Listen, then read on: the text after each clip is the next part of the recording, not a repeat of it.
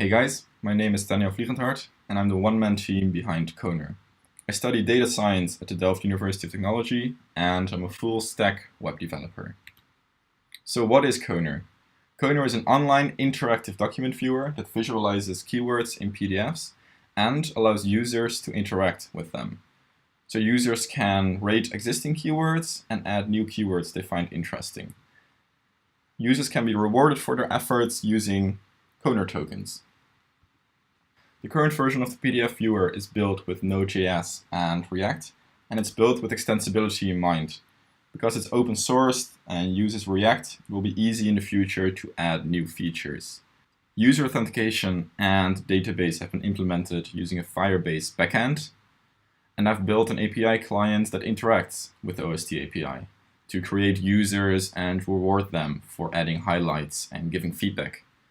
And all these transactions are triggered from the user interface. This is the actual application. So here you see the PDF with the keywords highlighted in different colors because they indicate different categories. And here you see a list of them. So let's say, okay, I want to add a new keyword. I think this is interesting, so I'll say add keyword, and I think it's a method. So I'll click that. And then we see it's been added to the database and we received our OST reward with the transaction here.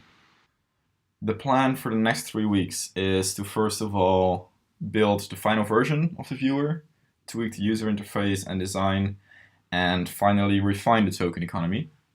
Then on May 16th, I'll have about 10 to 15 users test Koner. And the final week, I will integrate their feedback and finalize the product.